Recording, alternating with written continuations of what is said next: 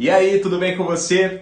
Vamos lá, né? Para quem não me conhece, eu sou o Rodrigo, professor de cirurgia aqui do MedGrupo, e estou aqui para a gente dar sequência nessa nossa breve discussão de como é que fica a situação da cirurgia, né? O cenário aí do cirurgião, nossos colegas aí pelo Brasil afora, em relação ao Covid-19. O professor Felipe começou discutindo alguns aspectos com vocês, e agora eu vou seguir com essa parte 2 e quero mostrar como é que fica em relação às cirurgias eletivas. Porque a gente sabe, né, foi recomendado que se suspendesse cancelamento das cirurgias eletivas, mantendo somente cirurgias de emergência. Então vamos entender como é que fica essa posição e vamos entender o que a gente tem de mais atual em relação às recomendações do retorno dessas cirurgias eletivas. Então só para a gente contextualizar um pouquinho, de onde é que a gente tirou toda essa discussão? Coronavírus é uma condição muito recente, então a gente ainda não tem muitos parâmetros estabelecidos, 100% aceitos, mas a gente tem algumas recomendações das principais sociedades. E aí todo esse papo que a gente vai ter aqui agora, eu estou utilizando como pano de fundo as orientações do CBC, Colégio Brasileiro de Cirurgiões,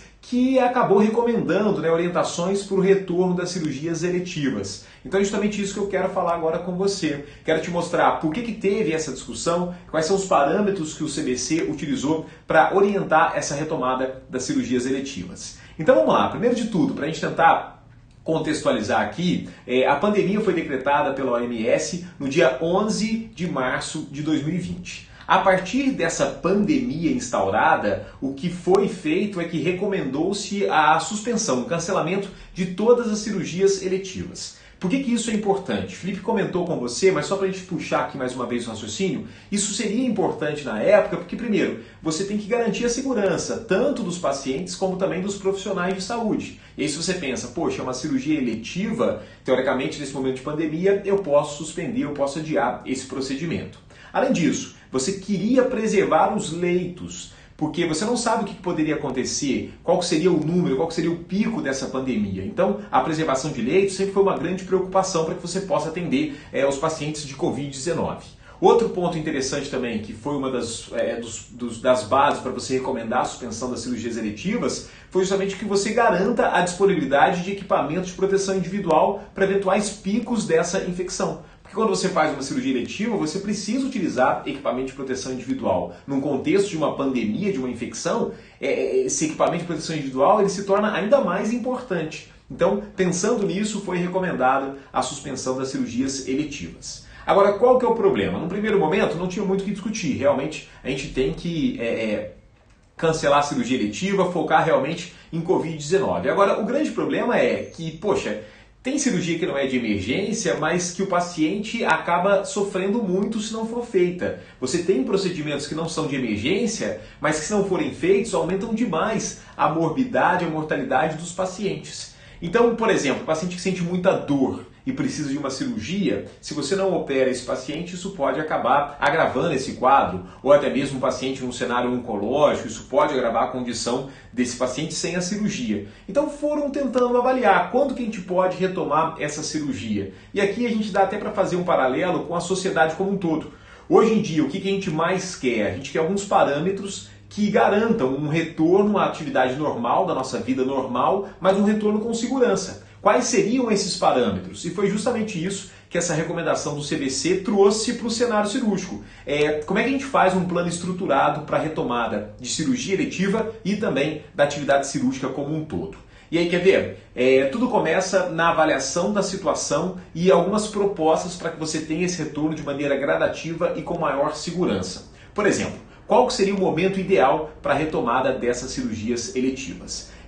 O momento ideal ele vai variar de cada região, tá? Porque você não pode comparar o Brasil como um todo hoje em dia. O Brasil ele tem proporções continentais, então o que acontece no sul é diferente do que acontece no norte e assim sucessivamente. Então o ideal é que você faça uma avaliação epidemiológica local, porque a gente está vendo isso, né? Você tem picos de incidência que são diferentes em cada região, até mesmo no mesmo estado. A capital tem uma incidência diferente, uma prevalência diferente das cidades do interior. Então você não pode ter uma visão nacional ainda nesse momento. Então qualquer recomendação nacional não seria a ideal nesse momento. Por isso que a gente fragmenta isso e o correto é que você faça uma avaliação epidemiológica local. Nesse local eu estou tendo redução do número de casos? Nesse local eu consigo atender todos os pacientes Covid e não Covid? Então como é que você faz essa avaliação epidemiológica local? Primeiro, para você indicar o retorno das cirurgias, você tem que ter uma redução sustentada dos casos por 14 dias consecutivos. Esse é um ponto muito importante, porque você não pode começar a fazer cirurgia eletiva se você está tendo um aumento do número de casos. Porque aí você volta naqueles problemas iniciais, sobrecarrega o sistema de saúde, você não vai ter leito para todo mundo, não vai ter equipamento de proteção individual para todo mundo. Então o primeiro critério importante para você retomar essas atividades eletivas é que tem uma redução constante dos casos, consecutivas aí por pelo menos 14 dias. Como é que a gente faz para tentar avaliar essa redução dos casos? É claro que você pode avaliar o número efetivo de casos, mas a gente sabe que tem muita subnotificação, o que complica um pouquinho essa avaliação somente utilizando o número de casos. E o que a gente pode utilizar para o Covid-19 é o conceito do R0. O que a gente busca para tentar a retomada de uma cirurgia eletiva é um R0 próximo ao valor de 1. Vamos entender? A gente ouve falar muito sobre esse R0, mas o que vem a ser de fato esse R0, esse dado epidemiológico que a gente pode utilizar? O R0 nada mais é do que uma maneira de você medir a transmissibilidade. De maneira bem simples, o R0 é a capacidade que uma pessoa tem de transmitir, né? O tanto que uma pessoa transmite para outras pessoas. Então, por exemplo, se o R0 ele é de 1, isso significa que uma pessoa transmite o vírus para uma outra pessoa. Se esse R0 é de 2, quer dizer que uma pessoa vai transmitir o vírus para outras 2 pessoas. E por que o R0 ele é tão utilizado aqui no Covid-19?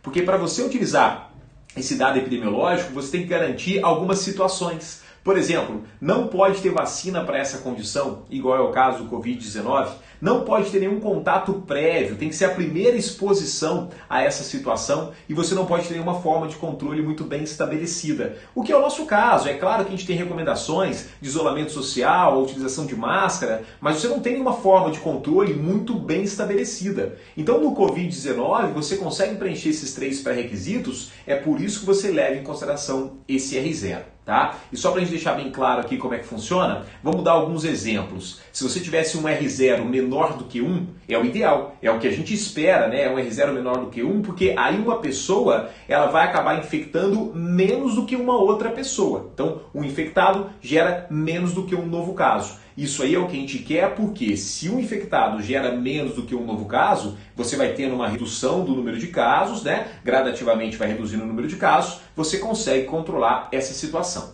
Se o R0 for de 1, isso está te mostrando que um infectado gera um novo caso.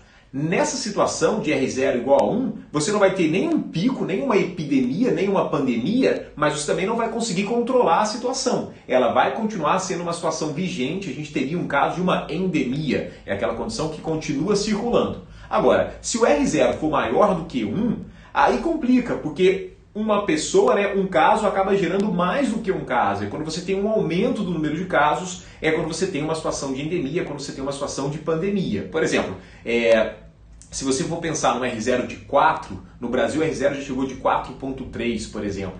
Se esse R0 for de 4, a cada 10 pessoas você vai ter 40 novos infectados. E aí, se isso continua de 40, você vai para 160. Então, repara, a maneira com que você dobra o número de casos, ela acontece de maneira exponencial. Então, por isso que o R0 é muito importante. Então, por isso que uma das indicações, uma das necessidades para a gente retomar procedimento eletivo é que você tenha um R0 próximo de 1, um R0 aí, idealmente abaixo de 1. No Brasil, o último dado que se tem é que a gente estaria com um R0 próximo de 1,4, né? Não é o ideal ainda, mas é melhor do que aqui já aconteceu de R0 aqui no Brasil. Além disso, você, para começar a pensar em liberar a cirurgia eletiva, você tem que ter uma capacidade de atendimento, tanto dos casos de Covid-19, como também dos casos não Covid-19. Porque quando você faz uma cirurgia eletiva, você leva um paciente para o sistema de saúde, você leva um paciente para o hospital e ele requer todos os cuidados, mesmo não tendo Covid-19. Então, é um perigo que a gente tem também numa situação de pandemia, numa situação de uma endemia, é que você tenha recursos suficientes para tratar tanto com esses pacientes dessa endemia, dessa pandemia, como também para os pacientes novos, dessas situações mais eletivas, tá? Então o que a gente vai fazer? Só para a gente organizar quais são os parâmetros, eu vou só tirar essa explicação de R0 que a gente acabou de ver e vou colocar essa capacidade de atendimento aqui em cima, porque no documento do CDC ele também cita que você tem que garantir equipamento de proteção individual para todo mundo. Tem que garantir a possibilidade do uso de ventiladores para todo mundo que está sendo assistido. Porque não adianta você só pensar no paciente que está com Covid E no paciente que não está com Covid? Você tem que pensar como um todo. A equipe ela vai ter equipamento de proteção individual suficiente? Eu tenho ventilador? Ah, Rodrigo, vou fazer uma cirurgia muito simples, não vou precisar depois, num pós-operatório, de ventilação. A gente não sabe, pode ter complicações. Então tudo isso tem que ser muito bem avaliado antes de você fazer a retomada de procedimentos eletivos. Outro ponto, a equipe ela tem que ser treinada. De nada adianta você ter equipamento de proteção individual se eles não forem utilizados de maneira correta. Então a equipe tem que passar por um treinamento. Você tem que avaliar o número de leitos disponíveis, porque você não pode ocupar os leitos com cirurgia eletiva se você tem uma pandemia acontecendo. Então o ideal é que você tenha uma regressão, uma queda, né, do número de casos, que você tenha mais leitos disponíveis. Alguns locais trabalham com 70% de ocupação, até 30% de leitos disponíveis. Você pode começar a fazer uma abertura, você poderia começar a fazer vamos dizer, colocar de novo, voltar a fazer procedimentos eletivos, voltar a fazer alguma abertura sempre gradativa. Então o número de leitos disponíveis sempre vai ser muito importante. E outro aspecto, você sempre tem que ter a autorização do SUS da região e também das operadoras, né, do Sistema Complementar de Saúde. Você sempre tem que estar em comum acordo para você começar a liberar essas cirurgias eletivas. Então, momento ideal para você fazer a retomada, você tem que preencher todos esses requisitos. Além disso, em relação a equipamentos de proteção individual, sempre tem uma preocupação muito especial com a gestão desses equipamentos de proteção individual. Primeiro de tudo, você tem que ter disponibilidade tanto para atendimento de Covid-19, mas também a necessidade para cirurgias eletivas. Nesse meio de pandemia, a preocupação ela se torna muito maior. Então você tem que preservar tanto as pessoas que são internadas pelo Covid-19, como também profissionais de saúde que vão trabalhar numa cirurgia eletiva, como também o próprio paciente. Além disso, treinamento das equipes. Como eu te falei, não adianta nada você ter equipamento de proteção individual, mas a equipe não ser treinada, né? Então tem que ter esse treinamento, você tem que ter um estímulo à vigilância sobre o uso correto, como se tivesse um coordenador de uso correto desses equipamentos de proteção individual. Você tem que ter treinamento sucessivo nesse hospital que planeja fazer esse retorno de uma cirurgia eletiva, de como é que isso tudo deve ser feito. Então, políticas de uso racional de equipamentos de proteção individual. O que isso quer dizer? Se está estabelecido que você tem que utilizar 2 luvas, é para você utilizar 2 luvas, não precisa colocar 3 luvas. Se você tem que utilizar N95, você vai utilizar N95, mas se não tiver que utilizar, você não precisa utilizar, porque o que você não quer é acabar com todos os recursos e se precisar, talvez por uma segunda onda de uma epidemia, uma segunda onda da pandemia, você tem esses recursos ainda disponíveis. Então essa política de uso racional, ela também vai ser muito importante, essa gestão de EPIs, ela sempre tem que ser relacionada. Em relação a teste de Covid-19, preciso testar todo mundo para fazer cirurgia eletiva? O que o documento do CDC traz para a gente? Que recomenda-se que você tenha disponibilidade desses testes. O ideal para você retomar a atividade de cirurgia eletiva é que você tenha disponibilidade para a realização desses testes, porque aí você consegue saber se a pessoa está ou não infectada pelo Covid-19. Agora, o que você preconiza para fazer nessas situações, até pela questão de tempo, é o teste do SUAB, né? O RT-PCR. Porque aqui você consegue uma resposta mais rápida. Não adianta você esperar, por exemplo, resultados de IgM e IgG, que não vai ser o caso no primeiro momento. O que você quer saber é se você vai estar expondo a equipe, se você vai estar expondo a situação, todo o ambiente a um paciente portador de Covid ou não. É claro que outro ponto que é importante é que se você não utiliza testes, você tem que considerar todo mundo como possível portador do Covid-19. Então todas as medidas elas continuam sendo necessárias, tá? Não adianta nada você ter um teste que demora 10 dias para avaliar. Então você pensa aí no teste do SUAB, né? O que mais se realiza é o teste do SUAB. E além disso, você sempre quando não tem teste, você considera como possíveis portadores do Covid-19. E outro aspecto que é bem importante, o documento deixa muito claro, é que se você tem um teste negativo, isso não elimina a necessidade dos protocolos de segurança, tá? Dizer que o teste é negativo não garante para você, olha, eu não preciso me preocupar nada. Você vai continuar seguindo os protocolos de segurança. É claro que uma certa tranquilidade, mas você vai ter que continuar seguindo esses protocolos. Outro ponto que eu acho importante é que nesse momento não se recomenda. O que não se recomenda nesse momento? E aí isso cai muito em relação à equipe cirúrgica, isso recai muito em cima do profissional da saúde. Primeiro, testagem de rotina para profissionais assintomáticos. se esse profissional de saúde ele vai com frequência nesse hospital, ele não precisa ficar sendo retestado. Você tem um profissional assintomático, você não precisaria ficar fazendo esse teste de maneira rotineira, tá? Então cuidado aí com esse detalhe, porque a gente sabe que alguns hospitais, toda vez que você vai e quer fazer o teste, se você está assintomático, não é recomendado que se faça esse teste. Além disso, não é recomendado o uso de testes rápidos ou sorológicos. Como eu te falei, você tem que ter primeiro a validação desse teste e o tempo deve ser levado em consideração. No Brasil nem se utiliza tanto esse teste rápido, que você tem resposta em horas. Não, a gente não tem tanto aqui, não tem muita importação sobre eles, mas aqui deixa bem um registro, né? Você não deve utilizar esses testes e também não deve considerar valores sorológicos. O teste que você vai utilizar é o RT-PCR, que é o teste do SUAB. E além disso, a gente nunca vai considerar a questão de passaporte imunológico. O que isso quer dizer? A pessoa que já teve Covid, que se curou do Covid, ela não está liberada, ela não está isenta de nada. Você sempre vai continuar tendo as preocupações, porque a gente não sabe ainda se essa pessoa continua transmitindo, se essa pessoa pode pegar algum outro tipo, se tem algum ou não outro tipo. Então a gente não tem tantas informações, então esquece esse conceito de passaporte imunológico. Se você já teve o Covid, se você já se curou, que bom, mas isso não garante a você que você tem total liberdade, tá? Então tem que ter esses cuidados em relação ao teste de Covid. Além disso, recomenda-se que você faça a priorização dos agendamentos. E esse é um ponto extremamente importante, porque a gente sabe, quando puder voltar a fazer cirurgia eletiva, o número, a demanda, ela vai ser extremamente elevada. Então a gente tem que ir com calma. Essa volta ela tem que ser feita de maneira gradativa. Então o que se recomenda é que se tenha uma comissão de priorização da agenda cirúrgica. Essa comissão ela tem que ser composta por várias classes, né? Cirurgião vai ter que estar fazendo parte, anestesista, pessoal da coordenação, da enfermagem. Tem que ter uma equipe multidisciplinar fazendo parte aí dessa comissão de priorização para que você consiga voltar de maneira gradativa à realização de cirurgias eletivas. E o que essa comissão ela deve levar em consideração na priorização dessa agenda cirúrgica? Primeiro, algumas especialidades elas devem ser priorizadas, né? Como eu falei, cirurgia oncológica, por exemplo, cirurgia de transplante, ela acaba sendo priorizada em relação a outros procedimentos.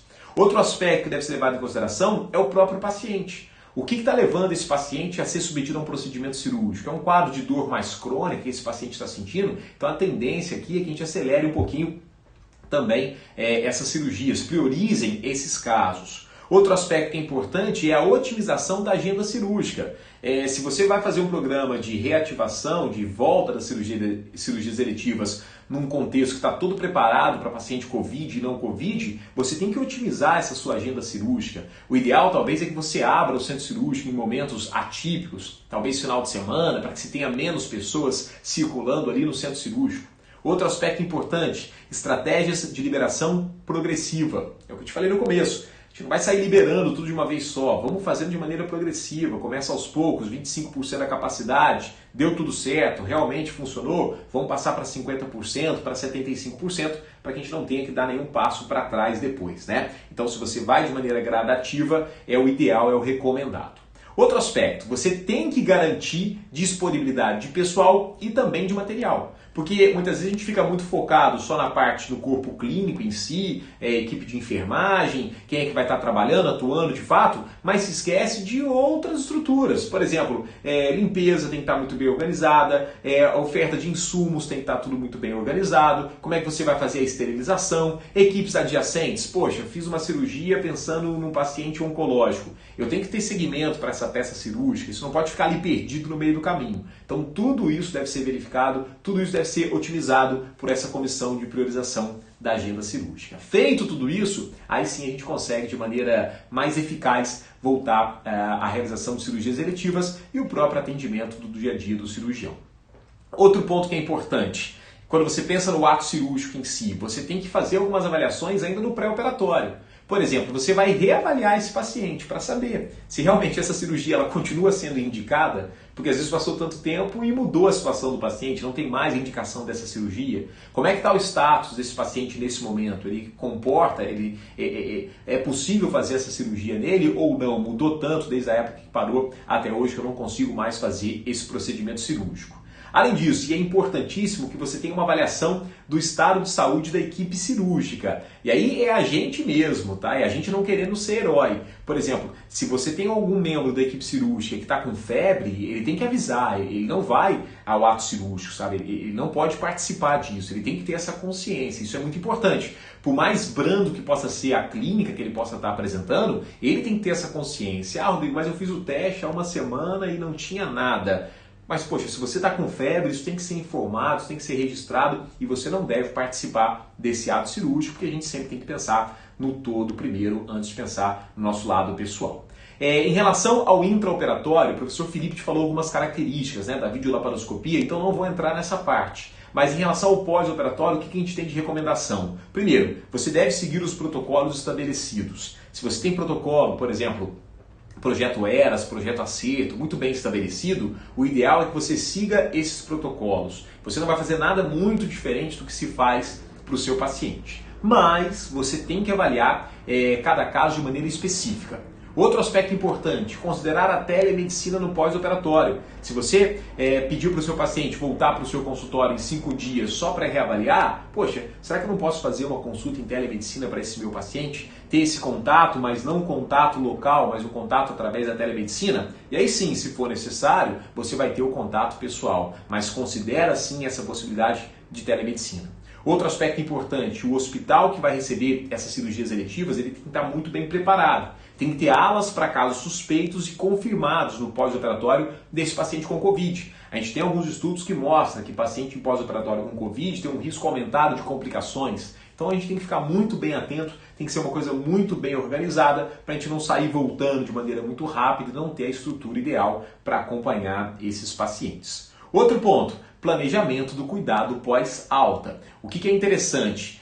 Onde é que esse paciente ele vai ter o cuidado pós-alta? Ele vai para um local onde existe um risco aumentado para contágio de Covid-19? Então tem que repensar essa situação nesses casos. Por exemplo, é um paciente mais idoso que fica em alguma instituição, o ideal é que tente evitar esse retorno a essa instituição. Então tudo isso tem que ser muito bem estabelecido para que a gente possa ter esse retorno de maneira mais correta, de maneira mais tranquila às nossas atividades normais, que é o que todo mundo espera, né? Então, olha, pensando aí em cirurgias eletivas, era mais ou menos isso que eu tinha para te dizer, espero que você tenha gostado. E aqui fica a mensagem, né? Faça a sua parte. Eu sei que gera muita ansiedade, principalmente na parte cirúrgica, né? De querer voltar a fazer cirurgias eletivas, de querer voltar a estar trabalhando, a estar atuando. Eu sei que a gente tem um público aí muito forte do pessoal da residência, nossos alunos, por exemplo, de curso de R+, eu recebo muitas mensagens falando, poxa, eu não estou conseguindo operar tanto, estou trabalhando mais na linha de frente do Covid, mas esse é um momento muito diferente, um momento especial, vamos pensar assim, né?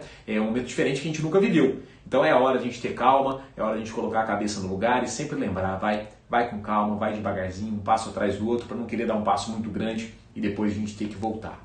Espero que seja tudo bem com você, com a sua família, espero que a sua saúde esteja tudo ok. Continua assim, firme, segurando, que a gente vai conseguir vencer mais essa e logo, logo a gente vai voltar a operar com tudo aí, tá bom? Um abraço, até a próxima. Tchau, tchau.